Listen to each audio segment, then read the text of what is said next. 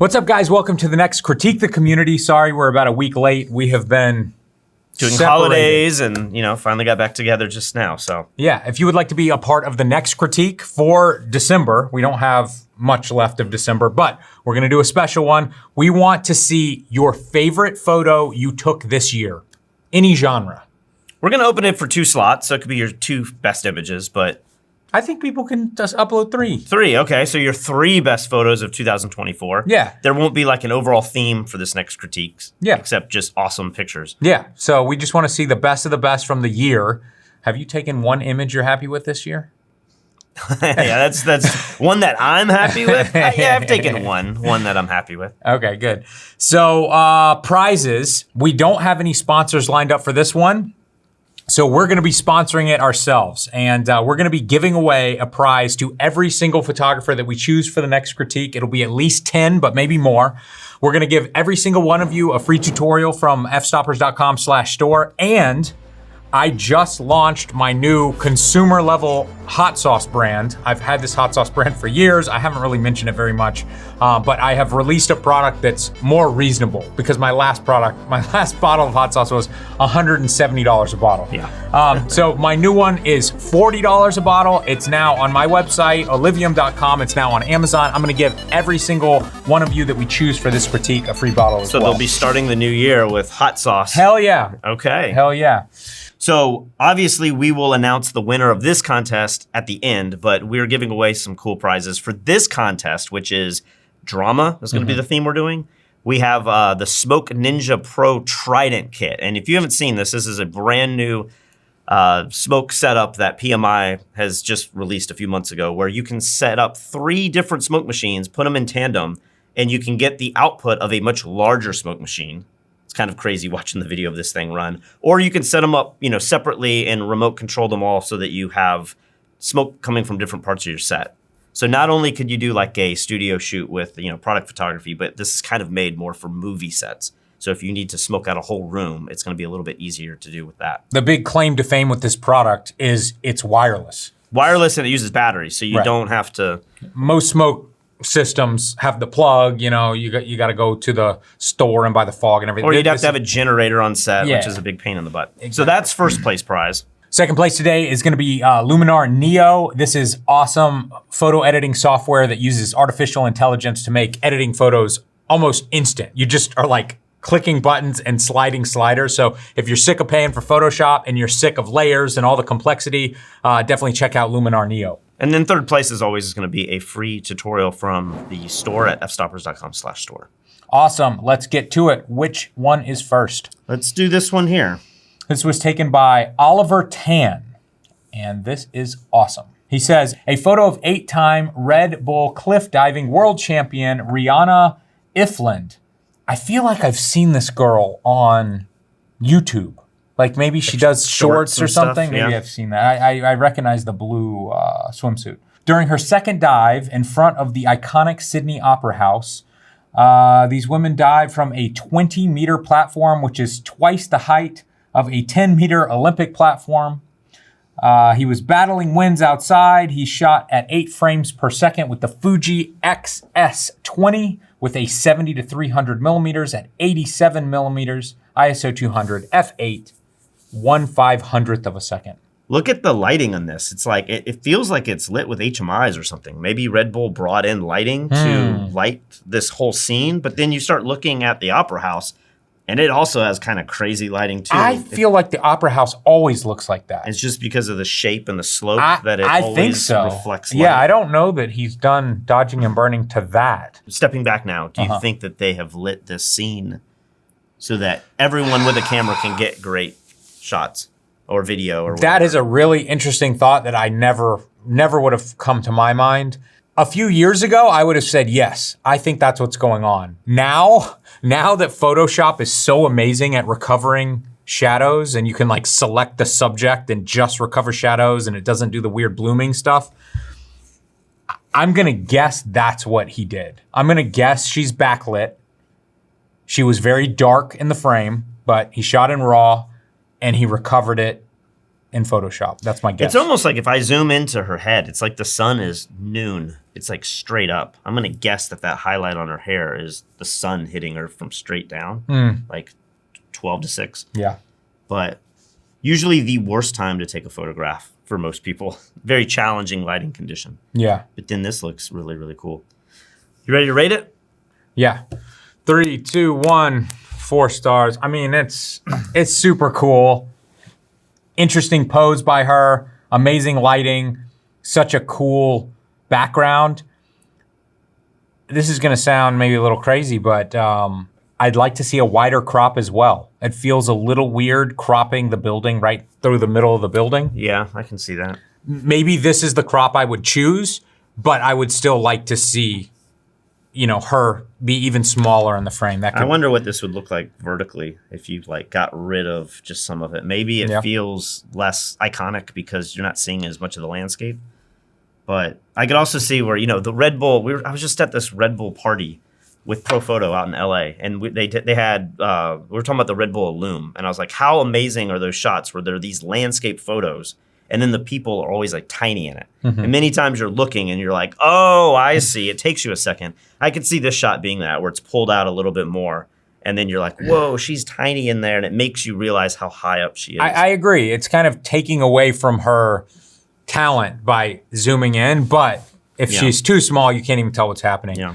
So you just met up with Pro Photo. Pro Photo, we saw them in Sweden months ago. They have moved. Sarah has moved a team out to LA. So I believe, did they have a team in like New Jersey, like in New York maybe? This is the first time that they've had a base out in LA for the West Coast. Because they're trying to move into the film industry. Right. With hot lights. Yeah, and so they just released the new B3. It's a bigger on-location battery-powered strobe that is like 750 watts, which is what, half a stop more than 500 watts? So it doesn't seem like it's that much brighter. Yeah. But it's huge. It can mount any kind of softbox, and then it's got this like double battery. I mean, it's like a beast. But the light that they moved to California for is like a LED hot light. It's right. But they just released this strobe like 5 days ago. Yeah, I don't even think I've seen that yet. Yeah, well, I have one, so if you want to check it out, all right, it's pretty cool. Fancy. I'll have to make a video about it, but all right, next image. This was taken by Andrea Selimar. Inspired by Game of Thrones, I made this set in a small home studio. The set was prepared with a transparent PVC board placed on 2 wood supports. Underneath it was placed a Westcott FJ400 strobe with a red gel placed in front and coal placed on top, interesting, of the transparent surface to give the effect of a burning dragon's nest. So are they saying that under the PVC plexiglass is just a amber colored strobe? I think so. That gives, because this looks like it's really on fire, right? It's done well. I mean, every 3 or 4 days I cook in my grill and burn charcoal, and I'm like, this looks compelling, you know? Maybe if you just took that charcoal and dumped it out and then lit it, you would get an effect like this. Do you have a video though at some point of something slow motion stuff, which is dealing with your hot sauce? Oh my gosh, yeah. What happened? It's like you were doing stuff like this. I have so much content that I have been sitting on because for the last like 3 months, I have been working on this stupid hot sauce. And I got the FreeFly Ember 2.5K slow-mo camera. And so I filmed this very detailed commercial using this camera that can shoot at 3,000 frames per second. And I created all this content that I'm gonna be releasing soon, like review of the camera, how I did the behind the scenes, all this stuff. I have not fine-tuned all that. It'll be coming out soon. But I just learned so much about shooting slow-mo and things that you've never in your life had a problem with. One of them being fire was not bright enough to shoot ultra slow-mo. So like I'm lighting my hot sauce on fire and I'm shooting it. And to get a correct exposure at 3,000 frames per second, I have to have my brightest light right next to the bottle, right? Sure. But then you light it on fire and the fire's not bright because, your shutter speed is what? At least 1/3000th of a second. Okay. At least, but in many cases you want to go. So what did you do? Do you have to find something that burns? Is there something that burns brighter? No, like I couldn't. I don't know any of that. So I just, in many cases, I just couldn't shoot at the frame rate I wanted. I thought, oh, I'm gonna shoot at 3,000 frames per second. And then I'm like, oh, I need to shoot at 500 frames per second when I'm shooting fire to get the fire to interact. Like, it's not like you can't see the flames, you can see it. It's just so slow that it doesn't give you that like impactful. No, it kind of looks fake. It kind of looks like green screen or something because the flames, when you look at something that's on fire, the fire is lighting the subject.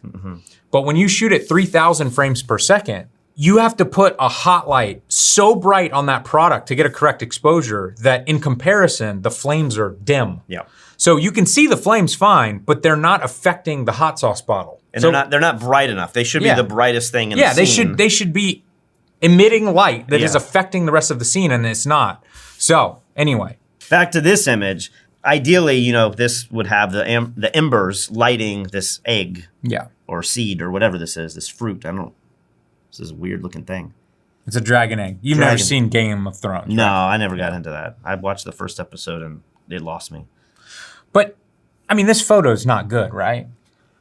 I mean...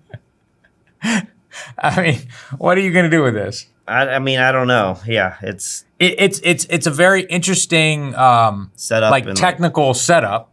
It's like it is a great test shoot for fun. Now take this and do a finished image. This is like, I don't understand what you do with this. Yeah, image. and it feels like the crop is it just feels like it's haphazardly shot. Like you just put the camera there and you've got, like you said, you've gotten it ready to go. Yeah. And now we need to tweak the set, tweak the camera angle, and maybe add some other, you need something hatching out of this and more smoke. You need the Triton on there. So there you go. You need more smoke in the front too, right? Yeah, all the above. It just feels like a test shot before you started taking the shot. Can I agree? We both give it 2. We'll give it 2. And the embers in the back, I feel like I want more of those, like in front of the camera, in front of the product, near the camera, to make it more 3-dimensional. Yeah. All right, moving on. Guys, if we hadn't made it clear, we're gonna tell you who the winners are and the prizes coming up. This was taken by Ben Johnson. And before I read about this.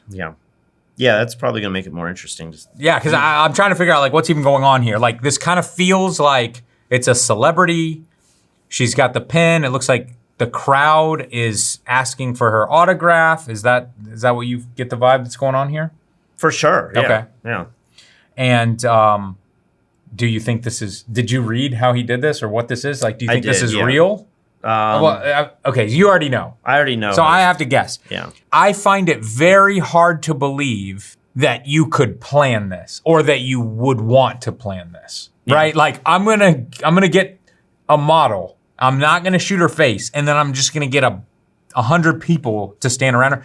That to me makes it feel like this is real. But we had a friend in Charleston who did a shoot like that. I don't know if you remember Travis. He did a shoot where it was like an iconic person standing with all these photographers taking their picture. Okay. You know, it's like a paparazzi type of thing, but a fashion type of shot. Yeah. Whether or not you could see the hero's face or the model's face, I can't remember. But that's a trope that people do a lot where you have all the hands reaching out. This is very different though. It's very different, but it's in that same kind of vibe where if you planned it out though, I think you would bring the crowds closer and make it more claustrophobic. I would think, but. So I'm gonna guess, and I think you've admitted that this is real. The fact that there's a soccer ball tells me this is probably like some famous female soccer player. What do you think about the fake blur? I didn't even really consider that. Really? Yeah. It's super noticeable. And it's not done well either. It's not. It's like they blurred it and then masked it out in a half second and put no thought into where it would be blurred and where it would not be blurred. I think I like the image better with the blur. I think I do too. Like if this was all just, a camera that's installed above the area that she's gonna walk in and you're just taking frames at, 30th of a second or whatever, a fairly slow shutter, you're probably still not going to get this amount of blur. Yep. And you might get her blurry every single time and it was a big waste. Yep. So you need a fast enough shutter speed, I would imagine, to or if you had control of her, you could be like, hey, here's what we're doing. I need you to hold poses for a few seconds. which would be incredibly weird. So I don't feel like this is trying to mimic motion blur. I mean, maybe it's got like a little spinning element to it. When I first saw this, I thought it was like a tilt shift thing where, you know, the lens is tilted, focused on her, and this is a realistic tilt shift blur added. And then, you know, you look a little closer and you realize it's very poorly done. But I think it's stylistically just a blur to try to bring you closer. Oh, yeah, I know why they did it. Yeah. But it's just kind of cheesy, right? Like it's not implemented well. The fact that all the hands are all sharp and then there's just like a line where they start to blur, that looks bad. Would you, if you want to keep the blur effect, would you try to selectively sharpen other things so that the blur is like mixed in? Or do you think the hands have to be blurred as well? No, I don't mind if the hand, no, I just think the blur needs to be washed in a little bit? Yeah, like a feathered in, exactly. Okay, all right. Maybe I like this more than you, so let's see. 3, 2, 1, I'll go 3 stars. We agree. Okay, I like it. I think it's, I wish there was a little more, this is drama. I wish there was like a little bit more drama in here. I don't know, like somebody's doing something that might be violent or potentially hazardous to her mixed in with the crowd, you know, then it starts to have this other connotation. You know, we are living right now with this whole like CEO that just got murdered story. That's so crazy, dude. And so like I'm watching everybody online cheer for this dude's murder. It's weird, right? It's so, but to me, I was telling Katie last night, I was like, this could be a defining moment in the healthcare system of America. Yeah. Because it's like, there's always been this push from the right that says like, we don't want the government involved in healthcare, you know, like, but it's so involved and it's so manipulated. And it seems like I've never seen such a unifying event over something so horrible, you know, that I'm like, man, maybe we can all get together and just go, we got to. Well, they already have changed some stuff. There was some like law that they were doing where they're going to like deny a certain amount of anesthesia used in like Vermont. Oh my god. They're like, we're only going to cover 1 hour, and anything that goes over an hour is on the patient. And you're like, what? How could that? And I think they have since like changed that law. Okay. It's such a scam, dude. It is such, all of it is such a scam. And we've got some friends here that are in the pharmaceutical industry. Like they make their own drugs and, you know, like billions and billions of dollars on the line. And they've kind of explained to me the way it works and what it takes to get your drug approved and what you have to do to get it approved in other countries versus our country and how much other countries allow you to charge for drugs versus mine. It's basically like the entire world is getting drugs funded by the cost of America. Yeah. We front all this money. And if you take it away, like if you take the US's outrageous amount that we spend on healthcare each year, the amount of innovation will go down because it costs hundreds of millions of dollars to bring a drug to market. Sure. And so many of them never make it to market. Yeah. And so if you knew, well, the cash cow being America, that's gone now. You can't even get, you know, and if we take it to Europe, it's going to be, our drugs going to be capped at $50 a pill or whatever. But in America, it can be $10,000 a pill. The innovation would leave, but also no one else would have these other drugs. No one's going to pick up that bill, right? Are other countries going to start saying like, well, we now have to? It's not, so the expense does not come in producing the pill. It comes in the research and development before. Right. So it's like we have a decade or 20 years of research and development and we raised hundreds of millions of dollars. We finally bring it to market.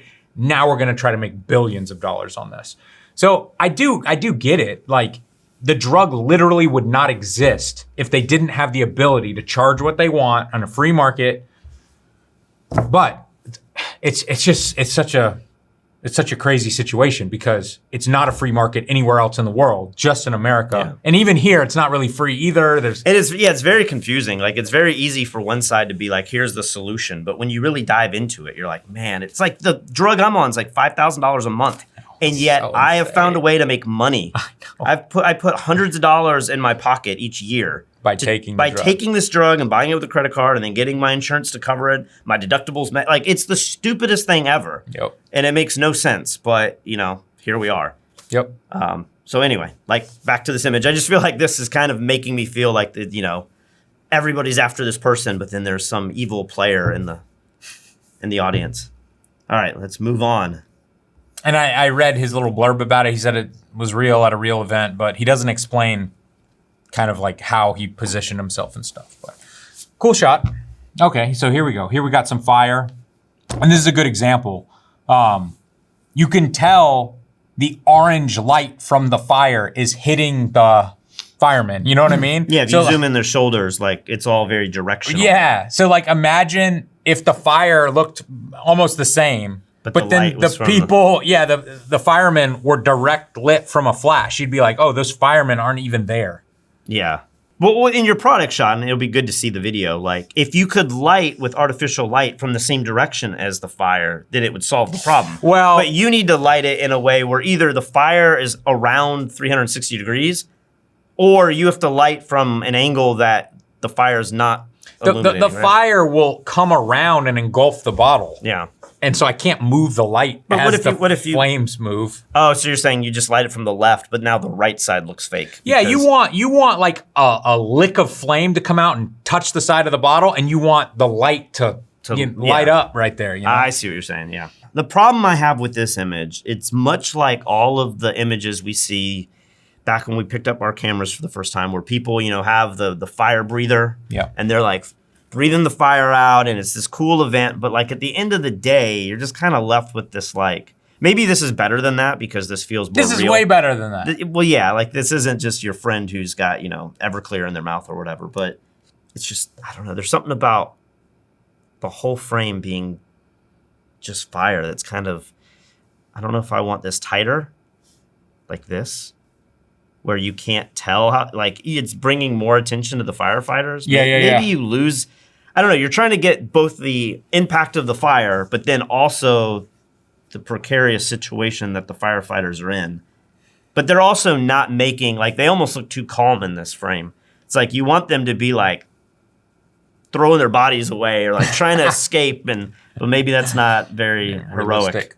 Yeah, like you don't want a firefighter who's gonna quickly run away from the. What about the stuff in the background? Should that be edited out, or you like that? Like what are you talking about? Like the fence and the tree or whatever. I don't really mind it.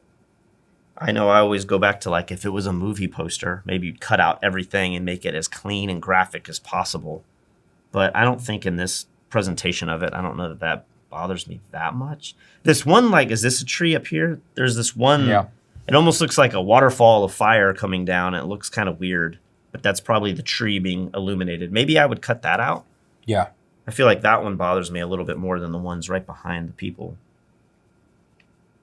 What about the exposure of the fire? You need it to be the brightest thing in the frame, maybe even blown out a little bit, but does it bother you? I think it's perfect. Yeah.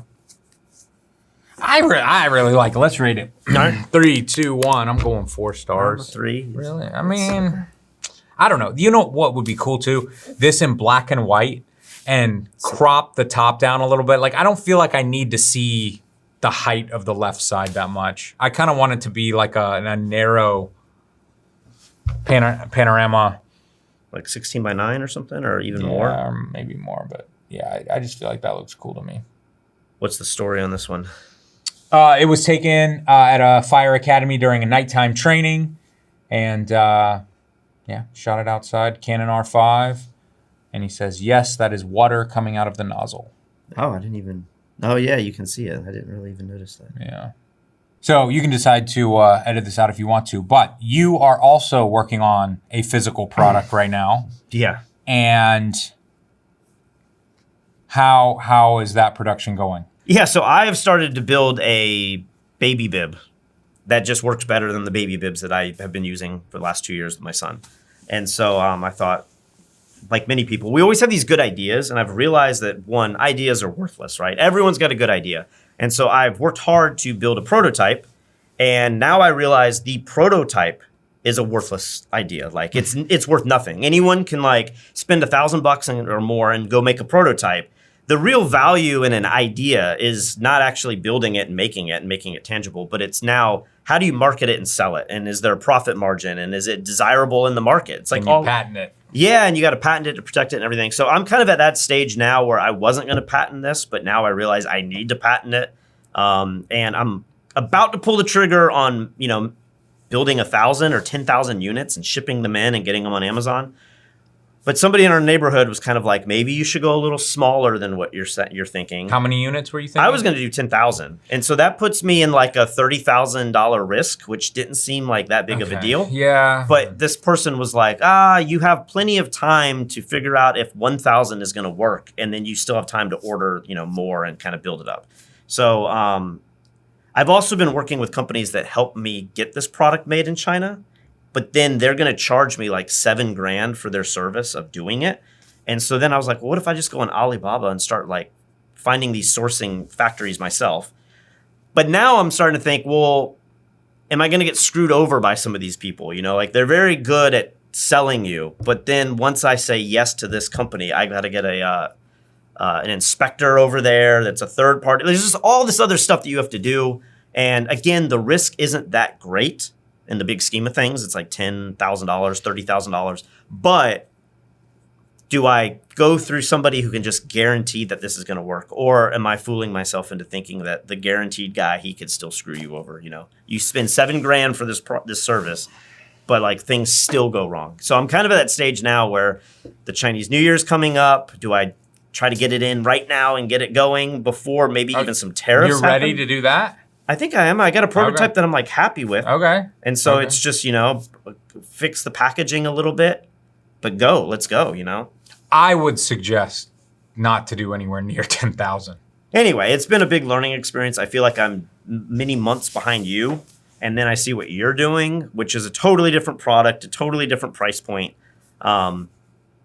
You're kind of like competing against yourself because nobody makes a hot sauce like this, where I'm going into a market full of baby supplies, which is both exciting but also a little daunting. So I don't know. And then on the top of all of this, everyone is saying TikTok is like the golden key to unlocking all this marketing. Yeah. And we're getting closer and closer to having the US ban TikTok, it seems like. So I'm like, I don't know. Like it's something I want to just say I'm going to do and actually go through and do it. And maybe it'll be a defining point in my life, but it could also be a big failure. So, my hot sauce could still be a big failure right now. Like, do you know how much you're in, if you even want to share that? Like from a year or two ago when you first mentioned this to now, like getting it into Amazon, how much you've spent that you have to recover? Do you have any idea? I think maybe I'm at like 50 grand in right now. Wow. Okay. And then it's a good problem, but I'm selling more than I thought I would right now. I'm worried that I need to do another order. Yeah, it's horrifying. Like we've been very lucky. We've been successful as photographers, and it's kind of like you just do a job and you get paid right there. It's a little risky in the sense that you got to buy thousands of dollars in equipment, but you kind of ease into it. Yeah, or you could rent the gear or whatever. But like, and then we did digital online tutorials, which is like the greatest job ever because you're creating something that's then basically free to it's evergreen and it just sell sells over time. But. So then creating these products where they're like one little problem could destroy the entire thing. And it could destroy it for so many different reasons. Like there could be a problem where it never even gets delivered to Amazon. Like that would be a huge problem. But like, what if there's another problem? Like there's a defect in your bib. Yeah. And people start rating it negative. Yeah. And you're like, you're not using it correctly, and I didn't explain it well yeah, enough. Or yours has stuff like yours that. has a pepper or something that like people find offensive. It's like cilantro. Imagine like, a large percentage of people don't like the taste of cilantro, but what if there was something else like that? And my current issue is that the box for my hot sauce has a sticker on it. That is the tamper seal. Yeah. That is falling off in the mail. Oh no. So some people are like, my food is opened when it arrives from Amazon, so they want their money back. And I'm like, that's that's fair. Yeah. So I'm like, the sticker is not sticky enough. So then what do? Do you throw all those away, or can you get them all shipped back and add a new sticker? No, you just got to keep pushing. You just got to keep going. And you just have the ones that are returned are returned. It's a loss. They get thrown away. Yeah, it's thousands of dollars lost. Yeah. Yeah. That's the scary stuff is, It's nuts. But if you can do it, if you get over the hump and Yeah. you make it profitable, then you could make millions and millions of dollars. And we are so lucky to be surrounded by so many successful people down here in Puerto Rico that have all done all these things that we're interested in. Yeah. So we can literally just call our friends and say, hey, I'm struggling with this. What do you think I should do? We were at a party last night. You're just talking business. Well, I was talking Amazon. Yeah. Like I ignored my wife for the whole 3 hours and I just talked to 3 guys about selling food on Amazon the whole time. yeah. And so I would feel so horrible if I left this neighborhood and I didn't implement the stuff that these experts all around us know how to do, you know? So even if this fails, I'm like, I tried, I gave it my all. Yeah. And I think that's a big reason why I'm trying to go forward with the bib. It's just like you said, we're surrounded by all these people. Like this is another skill set that I feel like I should at least learn how it works. Yeah. You know, and like I said, it could be the key that changes the trajectory of the rest of our lives. Or it's just a good story that like, hey, remember when we made the flash disk and we sold a physical product and we were like, that was really challenging and difficult. Yeah. This is like the next step, only instead of marketing to our own audience. Now it's like we have no audience. Yeah. And we're trying to like build, you know, a product that can stand out in the market. But anyway, we should probably get back to this image here. Yes, we should. Like, again, looking at this Yeah. and trying to guess what is going on here. I have no freaking clue. I would guess this is not a planned photo shoot because like who would plan this and what is it for? It almost feels like a scene out of a movie or something. But then looking at the lighting, I'm like, this is definitely planned. This is not natural, real lighting. It feels like added smoke in the background. So I don't know what the heck is going on here, but I love it. Yeah, this is like maybe my favorite image so far. And it feels like higher level production. You know, like you said, who would plan to do this? But if they did it, you start thinking about the commercial aspect of this. Like, what does this serve a purpose for? And I still don't know the answer for that. Yeah. But in terms of just being a cool, maybe fine art type of image, this is like checking all the boxes for me. The lighting on the boy looks great. And then it leads you right into like this God ray that's coming down on the other boy releasing another pigeon or bird, whatever this is. And it's like, wow. This is a really awesome image. So I'm so confused. This was taken by Ryo Nakayama. And he says this was taken with a Leica M11. It was taken in a controlled, closed environment in a small studio setup. So again, I don't really know what that means. Like, is this a photo studio or is this a pigeon house? And that's what you're calling a small studio setup? I don't know. Like, that would be wild if they brought in all of this. Right, it seems to be what he's saying. But I could also see, like, what if this guy was an assistant and this is a setup for some fashion shoot? You know, because they would build something crazy like this for Vogue. And then in the meantime, he just like got the prop boys who are there. But that's what I want to know, Ryo Nakayama. And he doesn't say, he just goes on and says, in Indonesia, this is the training method used to teach these pigeons to return to their homes. Okay, cool, but why was this picture taken? How long did it take to plan this? How much money did you have to spend to get all this stuff in there? How did you build the skylight up above? Is that a natural air vent? It sounds like if they are training these pigeons, and he didn't build any of this. This is the studio space to train the pigeons. It's like if you took your dog to a training facility. Okay, so that's my question. He says this was taken in a controlled, closed environment in a small studio setup. So I don't know what that means. Yeah. That sounds like a photo studio to me, but maybe it's not. Maybe it's a pigeon training studio. Some people call it a factory and others call it a studio. You know, I don't know. But really cool image. Let's rate it. Yep. 3, 2, 1, 4 stars. I don't even know what's happening here. I don't know what this is for, but part of me I like wants it. to push this into a 5 I do category. too. Like, I do too. I love it. I think it's great. Next up. This was taken by Doug Vernucci. I will not read anything else. Did you read this? Do you know how this was taken? I read them all just because I wanted to make sure they said enough to qualify being in the critique. Because some people don't write anything, or they tell you where it was shot, and it's like a sentence, but it doesn't tell you anything. So you were disqualified if you did that. So yes, I did read all of these. I can't totally remember the story about this, but yeah, like I don't know how to get that look where it's like double exposure or old something? 3D, you know, where it's like the red and the blue channels are like separated and out of sync. I don't know how to do that. I would imagine you can easily do that in Photoshop somehow. Probably like channels. Yeah. You grab a channel and you copy it and you just like shift it over and blur it but you're saying if you had the glasses on, it would like look 3D?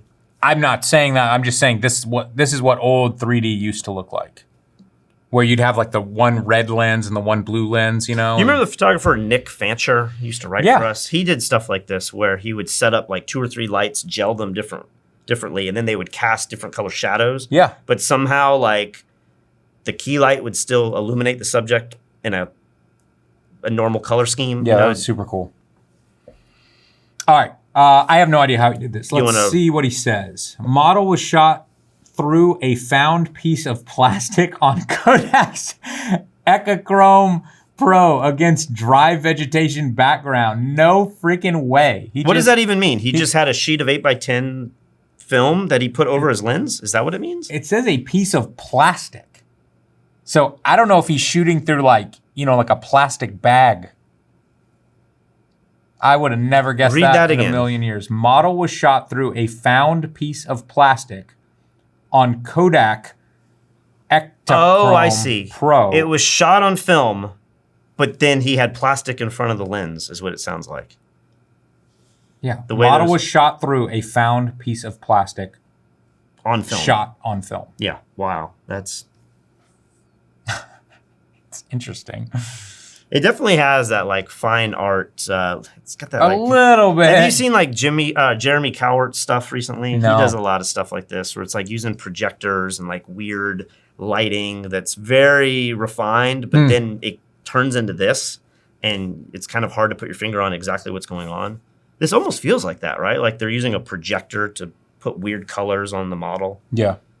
Even the background's it looks like it's like blooming screens or something. I like the aesthetic of this.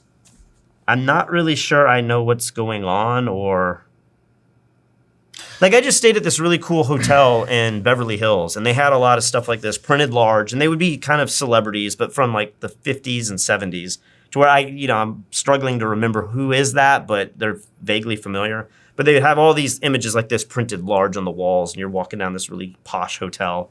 And it gives a vibe. It makes you feel a certain way. But tell everybody, why did you fly to California? So my favorite guitar player, Jeff Beck, died 2 years ago, and his wife has decided to auction off all of his guitars. I was like, man, I'd love to go see my favorite guitar player's guitars, but they're going to be in London in January, and I, for whatever reason, can't make it out there. But then they were like, we're going to bring the guitars to LA, to Christie's, and we're going to show a small portion of the guitars, like 20 guitars out of 100. And I was like, man, am I really going to fly all the way there to see 20 when there's 100 of them? So I called up Christie's just to see if there's anything I need to do. And they were like, no, it's open to the public. And if you want to set up an appointment to play the guitars, let us know. And I'm like, I'm booking that flight right now. If I get to hold guitars that realistically are going to sell for $100,000 to $1 million, and I get to like pick that up and play it, like heck yeah. So I fly out there, I go to Christie's, I'm doing a little documentary on it that maybe I'll put on our channel. I get to play the guitars, and she's in, like the curator's there, and we're like discussing questions I've always had about certain guitars. Wow. Like, and I'm picking it up, his number one guitar's got this crack down the headstock, and I'm like, he's playing this guitar with a crack? It's just wild stuff. So then I revisit the next day, and I'm like, so how many people have been in here playing the guitars? And she's like, we really didn't even advertise it. You're the only one. And I'm thinking, I'm not supposed to be back there, like, playing this guy, I pick up a guitar that he had let Jimi Hendrix play. Wow. I am playing a guitar that Jimi Hendrix has played before. And I'm like, it's one of the top 15 moments probably in my life. Wow. And can you put the mystique of these guitars out of your mind and be like, this guitar is good or bad or whatever, like? Yeah, so, I mean, I only had time to play like 5 of them. So I picked the ones that I wanted to play. His number one guitar, it's like so beat up and it's got a crack in the back. It's like, wow, this is like a relic. I can't believe that, he even loved this guitar that much when it's so beat up. But it's cool. But then some of the other guitars, I'm like, they're similar to ones that I own or I built. you know, Stratocasters. And so I'm like, this feels exactly like mine. Like it feels, there's nothing special about this guitar except that he's owned it and played it and recorded with it. But, you know, there was this weird, like, I'm sitting there being like, I don't know what to play. I told people, if you're a guitar player and you go to a guitar store and you pick up a guitar and you plug it in, you have to be that guy who's going to start playing some cliche riff and everyone's hearing you and they're judging you. I'm doing that in a museum with like one of the greatest guitar players ever. And I'm like, do I play my own stuff or do I play his licks? Like, it was very crazy, you know, experience. But yeah, some of the guitars I'm like, wow, Jimi Hendrix has played this and it kind of feels beat up and old and it's kind of a piece of crap. But I know that this 59 Les Paul is going to sell for $500,000, even without Jeff Beck owning it. But it's not, it didn't feel that great. It's old and rusty, the strings are old. Then I'd pick up a Strat that's, you know, 30 years old and I'm like, this feels like my 30-year-old Strat too. So kind of a weird thing, but. So you're bidding on one? I might. I got to figure out like what I can afford, and I'm trying to figure out how do I get something that other people aren't that excited in. But then there's also a linear, you know, they're going to bid them in a certain order. So maybe the one that I really want comes after one that I can more likely afford. So I'm like, do I go after the one that I might be able to afford and then not be able to get the next? It's kind of, I don't know how to play that game. So if nothing else, I had the experience of a lifetime just being able to just see them, play them, pick the brain of the girl who's like spent the last like year studying more photos than even I have. And she's telling me all this stuff. It was pretty cool. Cool. We're going to rate this one? Let's rate it. 3, 2, 1, 3. My biggest problem with this is just the girl, her pose, her hand, the sunglasses, like the girl overall. Does she have a veil or something over her face? So. Or is that just the way the exposure happened? Oh, yeah. I just had a thought. What if the plastic is what's on her head? I don't think that's the case. What if he was like, oh no, she's wearing the plastic, and then I just did that crazy shit in Photoshop? No, I feel like the bag is very clear if that's the case, because you can see so many details. Yeah. All right, moving on. It's a cool style that I think like a series of your images could work in, you know, and you have like Jill Greenberg would have a series like this, and she'd call it like, I don't know, the plastic Chromatic Queens or something. But better. An image on its own, it's kind of like. Interesting. Now, I don't know where this was taken. I mean, your mind goes to a few events that this could be, but it probably could be thousands of memorials. This was taken by Roger Oban, and it was taken at the Vietnam Memorial. Taken on a Nikon N90S. I was like, D90? No, N90. There's been a lot of images that have been shot on film in this critique, right? Yeah, that's weird. I think it's coming back, man. It's people are more excited than ever about it. You ready to rate it? Yeah. 3, 2, 1. I don't know. Like, I like this one more than I thought I would.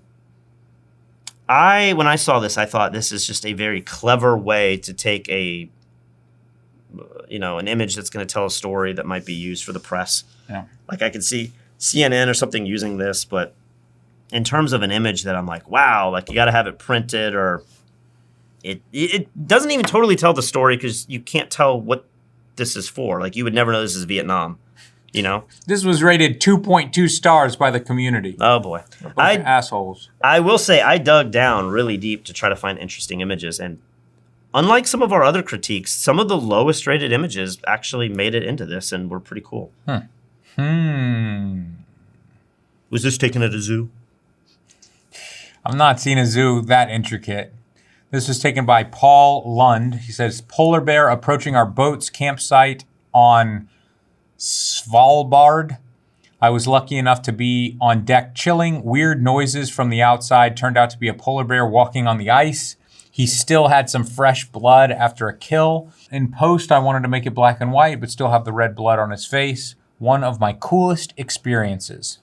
What's wild about this, and I don't mean to bring up any like controversy or conspiracy theories, but you've seen all of the images of the polar bears and they're standing on the glacier or the ice and they're surrounded by water and it's like, oh my gosh, everything's melting and they're dying. But this image just makes me think like, he's walking on very shallow water, right? Like he's walking on land, but if he was on the ice or the snow, it would probably appear as if he's floating out in the middle of nowhere.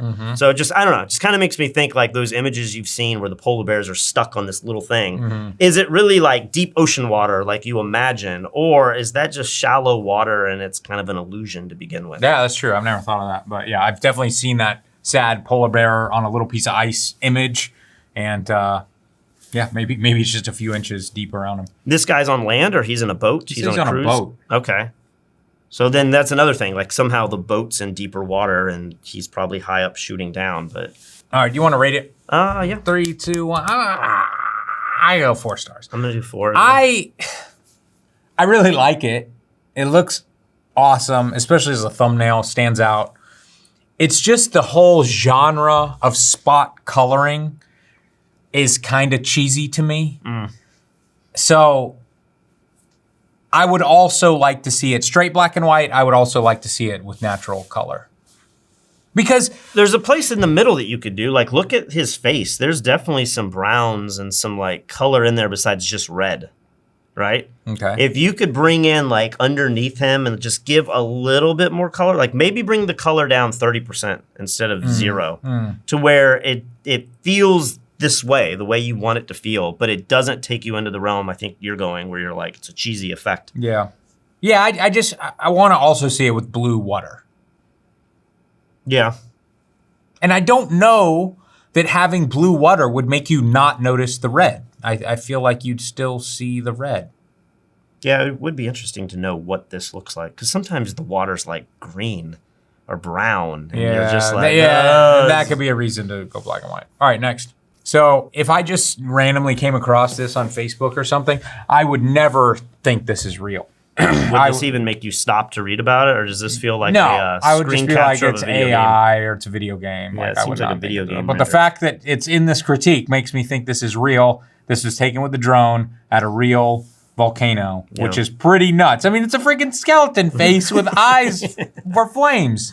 Yeah. That's crazy. If this doesn't prove that we're living in an altered reality and everything is, designed, I don't know what does. This was taken by Daniel Vine.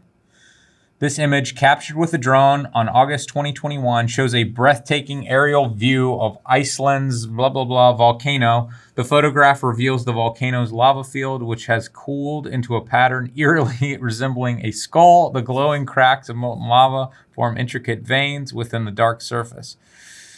Crazy. The marketing manager of Pro Photo was telling us a story where she went to Iceland like this year, and they were in the Blue Lagoon, and they were telling them like, when you hear the sirens, you immediately have to get out of the water, stop bathing in the hot springs, and you have 7 minutes or 10 minutes, something like that, to get in the car and start heading into Reykjavik. And she was like, wait, what are you talking about? And they were like, well, this volcano is going to blow at any moment. We know this. And if you followed the news, like we've had friends out there, like it's been doing this. Maybe this image was taken this year. I don't know. 2021. Okay, but there's been active volcanoes in Iceland all year, probably decades, but like really bad ones. And so it never went off, but she was like, it was pretty unnerving to be in a swimsuit in a body of water that's already hot.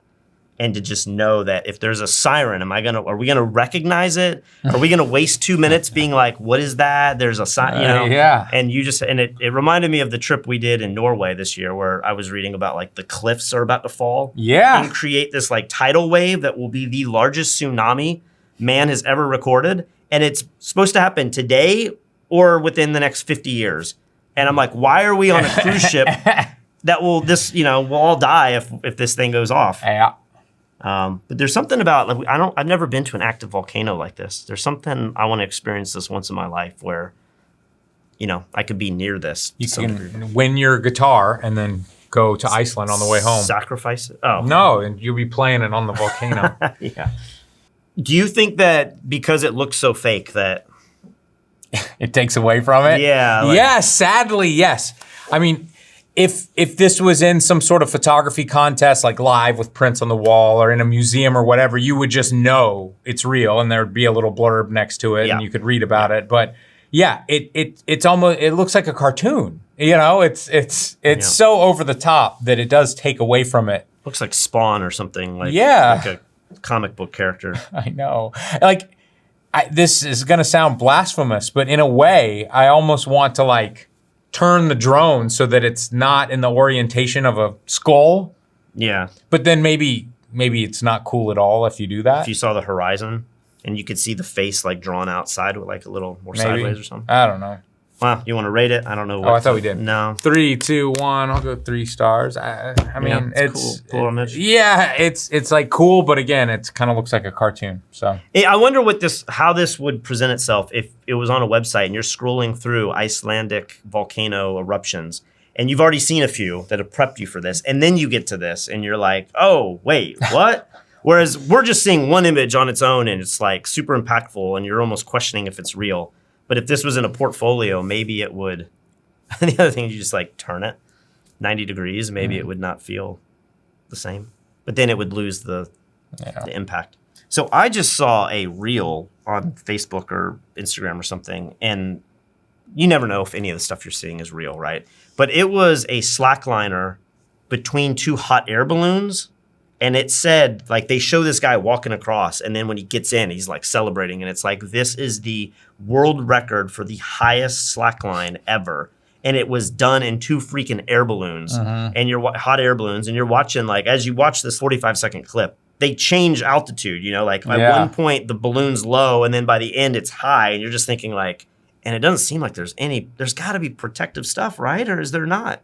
Are these guys doing this with like... He's probably wearing a parachute, right? It didn't look like it, but it reminds me of the one. Isn't there one between the Twin Towers? It was like a documentary. Yeah. And was he wearing anything? I don't know. It super uneasing feeling that I don't know. I'm scared of heights to begin with, but here we are doing something similar.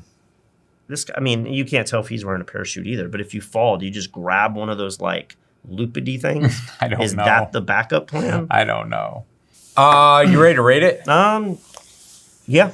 3, 2, 1. I'm gonna go 3 stars just based on what it is, but I agree with your 2 stars from a photography standpoint. It's just I feel like you could dodge and burn and process this a little more to where maybe you could make it a little bit crunchier, and like it feels very flat to me, like it's almost straight out of camera with something going on, like a vignette on the left. But there's a part of me that just wants it to have like a little bit more 3D effect with, you know, the curves. And it's also something weird going on with the tone and color of the sky, right? Like it seems abnormally dark. It's kind of got that like cross-processed look. Yeah. I see this a lot in fashion images where it's like the blue channel has been tweaked to give this cyan-y, dark, almost infrared. Is that what it is? Yeah. Black and white. It gives that crazy look. Yeah. But the color, I don't know, there's a lot of magentas in the clouds, and I just feel like it could be cleared up a little bit.